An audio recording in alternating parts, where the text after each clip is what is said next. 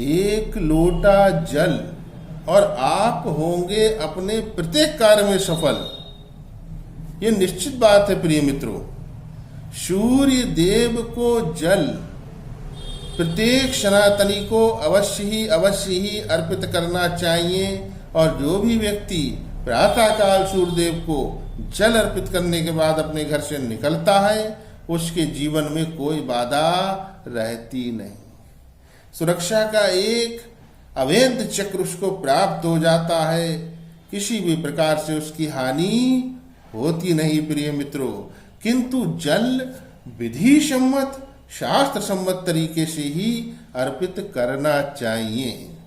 प्रिय मित्रों, नंबर 1 बात, जितना शीघ्र हो सके लालिमा युक्त सूर्यदेव को ही जल अर्पित करना चाहिए।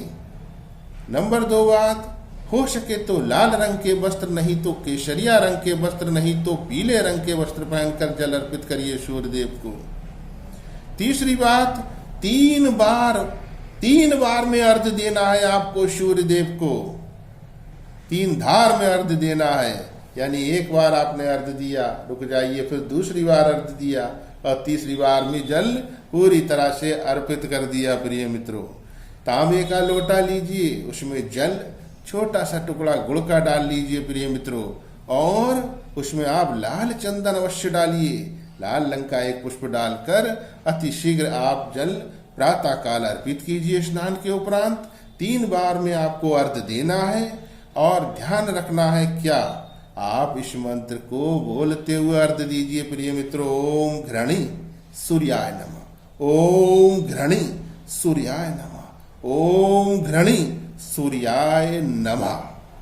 प्रिय मित्रों, जो नीचे जल होगा उस जल पर आप अपनी इस रिंग फिंगर से आप अपने नेत्रों पर लगाइए और मस्तक पर लगाइए आप अपने।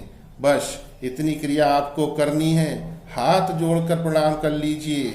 प्रभु को साक्षात देव हैं, पंचदेवों में प्रमुख हैं। प्रिय मित्रों, आपके जीवन से सभी प्रकार के अंधेरे मिटेंगे। सूर्य जगत की आत्मा है, ब्रह्मांड के प्राण है सूर्यदेव। और जिस प्रकार सूर्यदेव एक बार जब उदित होते हैं पूरब से, तो उनका रथ निर्बाध रूप से चलायमान रहता है, कोई बाधा उनके कार्य में डाल नहीं सकता। और उनका जो भक्त होता है प्रिय मित्रों, उसके जीवन में भी कोई बाधा नहीं आती। उसकी तरक्की का जो रथ है वो भी निर्बाध रूप से दौड़ता रहता है।